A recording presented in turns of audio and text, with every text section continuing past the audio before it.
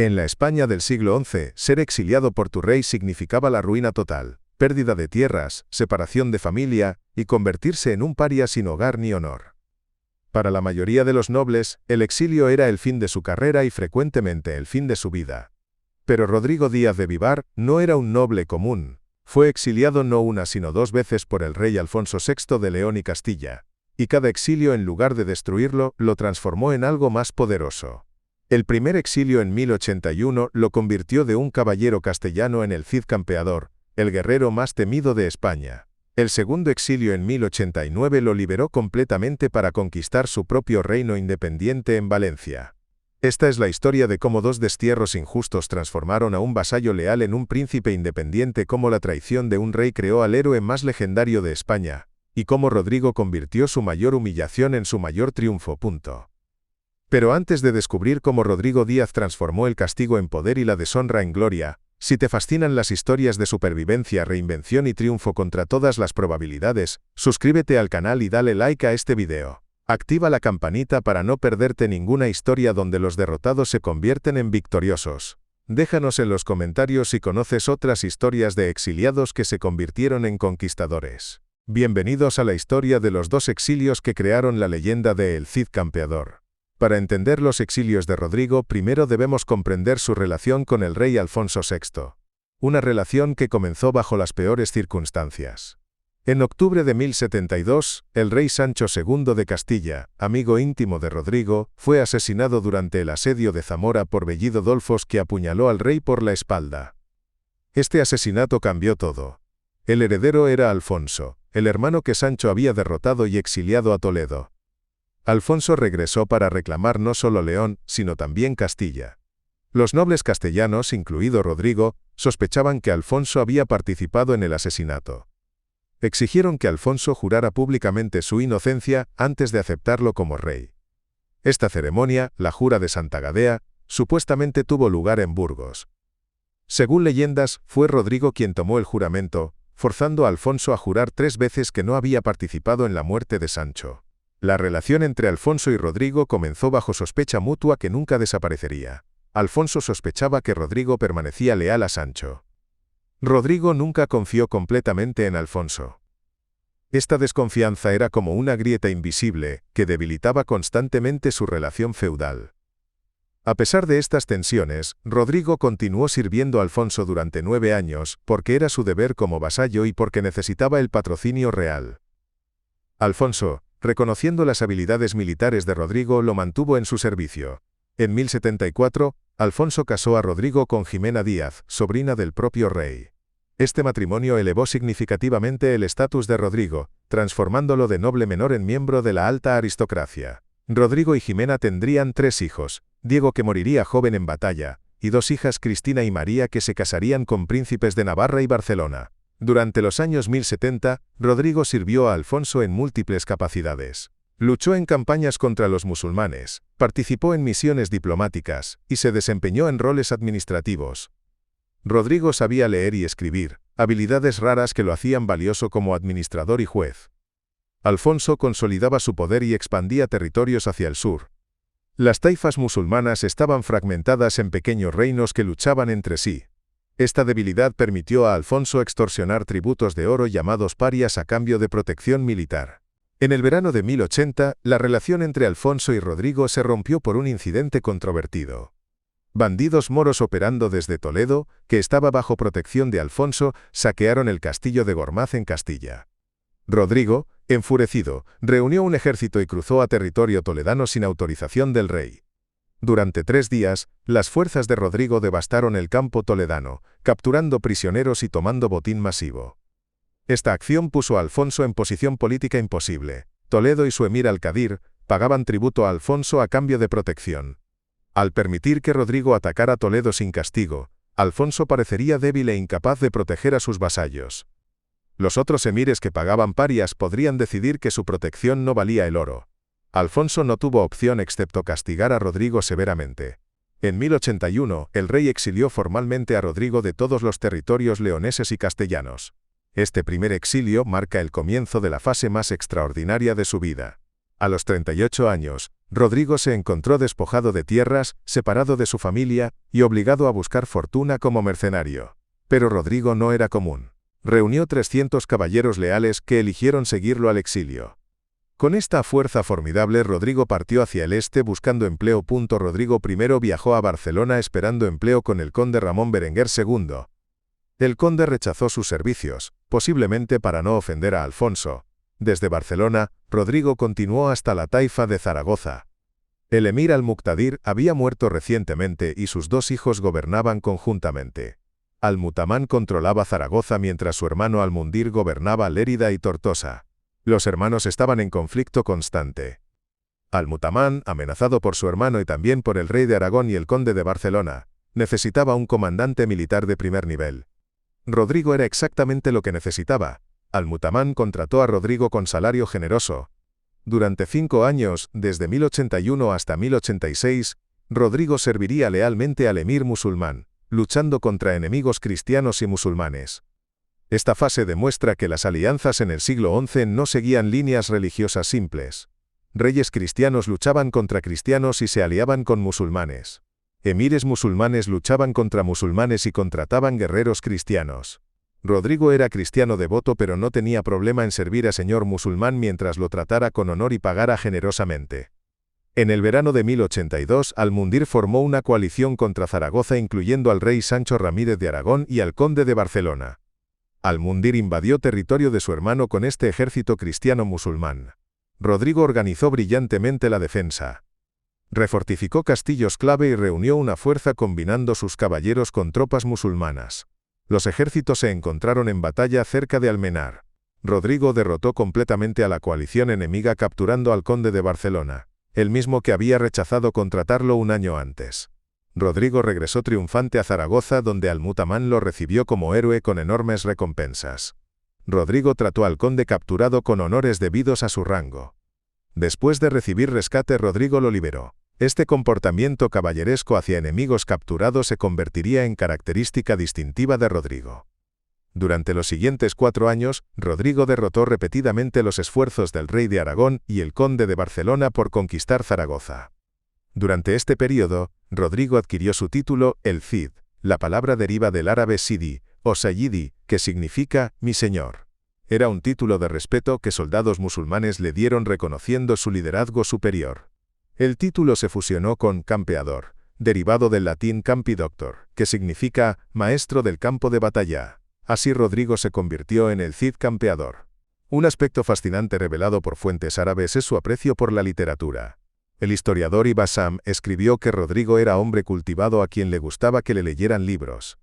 Cuando le leían historias sobre antiguos héroes árabes, especialmente Antara ibn Shaddad, Rodrigo quedaba fascinado. Este detalle muestra que Rodrigo era educado con intereses intelectuales más allá de hazañas marciales. Durante su servicio en Zaragoza, Rodrigo demostró otra cualidad notable. Aunque servía a señor musulmán, nunca olvidó su lealtad a Alfonso VI. Cuando Alfonso sitió Zaragoza en 1085, Rodrigo se negó a ayudar a Al-Mustaín a defender la ciudad contra su rey natural. Este acto de lealtad dividida podría haber arruinado su relación con su empleador musulmán. Pero Al-Mustaín lo entendió y respetó. El sitio fracasó porque Alfonso tuvo que abandonarlo cuando conquistó Toledo en mayo de 1085. Esta conquista cambió el balance de poder. Toledo era la capital histórica de España. Su captura enviaba mensaje claro. La reconquista era imparable. Los reyes musulmanes entraron en pánico. En su desesperación, los emires de Sevilla, Granada y Badajoz enviaron mensajeros al norte de África solicitando ayuda de los almorávides. Los almorávides eran diferentes de los emires cultos de las taifas. Liderados por Yusuf ibn Tasfin, un guerrero del desierto austero, practicaban forma rigurosa del Islam. Se cubrían el rostro con velos, ganándose el apodo los velados. Eran guerreros feroces que habían conquistado vastos territorios en norte de África. Yusuf consideraba que los emires andalusíes eran musulmanes decadentes, pero cuando recibió su llamada decidió responder para conquistar al Andalus él mismo. En julio de 1086, Yusuf desembarcó en Algeciras con ejército masivo. Alfonso, que sitiaba Zaragoza, inmediatamente marchó hacia el sur. Los ejércitos se encontraron en batalla en Sagrajas el 23 de octubre de 1086. Alfonso confiaba en su caballería pesada. Estaba trágicamente equivocado. La batalla fue desastre catastrófico. Cuando Yusuf lanzó sus tropas almorávides en formación compacta, las fuerzas cristianas agotadas no pudieron resistir. Alfonso fue herido en la pierna, una herida que dejaría cicatriz permanente descubierta por arqueólogos 900 años después. El ejército cristiano fue destrozado perdiendo la mitad de sus efectivos. Alfonso apenas escapó con vida, la derrota cambió todo. Alfonso necesitaba desesperadamente guerreros experimentados. En su necesidad extrema, Alfonso perdonó a Rodrigo y le ofreció regresar. Alfonso le ofreció trato extraordinario. Rodrigo podría conquistar cualquier territorio musulmán en el este y gobernarlo como señorío hereditario, siendo vasallo de Alfonso pero con autonomía casi total. Rodrigo aceptó, y en 1087 dejó Zaragoza y marchó hacia Valencia, una de las taifas más ricas.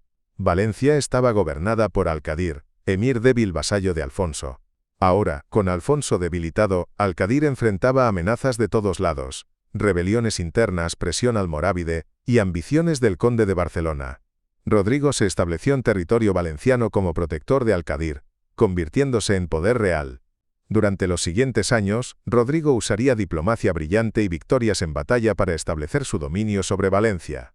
Sin embargo, la relación entre Alfonso y Rodrigo seguía problemática.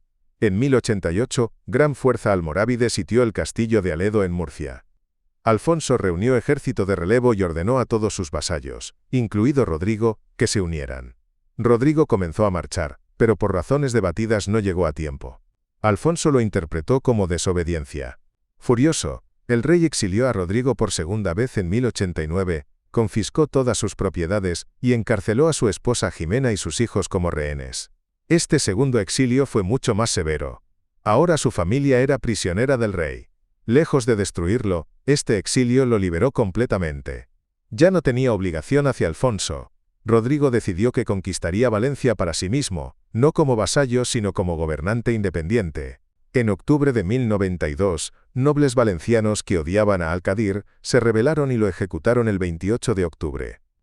Sin embargo, Rodrigo no estaba dispuesto a dejar que Valencia cayera en manos almorávides. En julio de 1093, sitió y bloqueó la ciudad atrapando a los rebeldes. Los moros resistieron durante casi un año, finalmente reducidos a inanición. Se rindieron el 15 de junio de 1094 y Rodrigo entró en Valencia en triunfo. Preocupado por seguridad, Rodrigo expulsó parte de la población morisca distribuyendo sus propiedades a sus tropas. Los reemplazó con mozárabes cristianos a quienes consideraba más leales. A los moros permitidos permanecer se les permitió continuar su fe y mantener propiedades pagando tributo. Con Jimena y sus hijos, Rodrigo se instaló en el Alcázar. Rodrigo subió con su familia hasta la torre más alta para contemplar la hermosa ciudad que ahora gobernaban. El logro fue asombroso. Contra todo pronóstico, había ganado un principado independiente. La caída de Valencia horrorizó al mundo morisco. Yusuf ibn Tashfin envió a su sobrino Muhammad con ejército para expulsar a Rodrigo. En septiembre de 1094, fuerzas almorávides avanzaron sobre Valencia. Rodrigo buscó ayuda de Alfonso VI y del rey Pedro I de Aragón, pero ambos estaban ocupados. Rodrigo estaba solo. Rodrigo reunió sus fuerzas. Aunque superado en número, buscó oportunidad para infligir daño. Rodrigo notó vulnerabilidad. El gran tamaño del ejército almorávide podría volverlo difícil de manejar. Mientras tanto, Rodrigo y sus hombres, habiendo luchado juntos durante años, podían operar de forma rápida. En octubre la hueste almorávide se concentró fuera de Valencia. Durante más de una semana hicieron demostración de fuerza. Finalmente Rodrigo ejecutó plan brillante. Dividiendo su ejército en dos, lanzó una fuerza en salida con ferocidad que los almorávides se concentraron contra ella. Mientras tanto, Rodrigo dirigió su segunda fuerza discretamente desde Puerta Menor y cayó sobre el campamento enemigo. Tal como anticipó, la vasta hueste tardó en reaccionar. Rodrigo y sus caballeros sembraron confusión hasta que el ejército almorávide estaba en ruta. La victoria fue total. Rodrigo ocupó con acento agudo el campamento distribuyendo tesoros entre sus hombres. La batalla de Cuarte fue la primera derrota almorávide desde su llegada a España. En noviembre de 1096, el rey Pedro I de Aragón conquistó Huesca, lo que le permitió unirse a Rodrigo. Acordaron combinar ejércitos y reforzar la frontera sur. Mientras marchaban hacia el sur, se toparon con hueste almorávide liderada por Muhammad ibn Tashfin. Muhammad superaba en número a Rodrigo y el rey. Suministraron el castillo de Beni Cadell y giraron hacia el este, hacia la costa. Pero Muhammad marchó rápidamente para cortarles el paso. Cuando llegaron a Bairén, encontraron fuerzas almorávides ocupando terreno alto cerca del mar. Barcos almorávides también habían llegado. Rodrigo y el rey encontraron sus tropas atrapadas entre caballería bereber en terreno alto y la costa desde la cual arqueros los bombardeaban. Era situación desesperada, pero Rodrigo sabía que su única oportunidad era luchar. Cabalgó entre sus tropas pronunciando discurso entusiasta. La estrategia de Rodrigo fue audaz. Comenzó su ataque liderando caballeros en carga repentina al centro almorávide. El movimiento fue totalmente inesperado. Muhammad observó atónito cómo esta caballería irrumpía en su ejército. Pero el ataque fue feroz. El centro almorávide se rompió. Al mediodía, los almorávides estaban en ruta completa con supervivientes saltando al mar. Rodrigo y Pedro habían logrado victoria total aniquilando al ejército de Muhammad. Regresaron a Valencia cargados con botín. Desde que habían derrotado al rey de Castilla en Sagrajas, los almorávides habían sido el enemigo más peligroso. Ahora Rodrigo había demostrado que no eran invencibles. Rodrigo continuaría gobernando Valencia hasta su muerte el 10 de julio de 1099. Su hijo Diego ya había muerto luchando. La viuda Jimena continuó reinando. Pero en 1101 los almorávides sitiaron Valencia 7 meses. Jimena pidió ayuda a Alfonso VI. Cuando Alfonso avanzó, los almorávides se retiraron, pero Alfonso concluyó que Valencia estaba demasiado alejada para ser defendible. El rey evacuó a los cristianos antes de prenderle fuego. Jimena viajó a Castilla con el cuerpo de su marido para ser enterrado. Las ruinas fueron reocupadas por almorávides hasta que Valencia fue reconquistada por Jaime I en el siglo XIII. La carrera de Rodrigo es una de las más sorprendentes de la época medieval. Desde leal servidor hasta príncipe independiente, demostró ser uno de los militares más talentosos de su edad. Los dos exilios, en lugar de destruirlo, lo transformaron en leyenda. Si esta historia te ha revelado cómo la adversidad puede convertirse en triunfo, suscríbete al canal y dale like. Gracias por acompañarnos en la historia de los dos exilios de El Cid Campeador.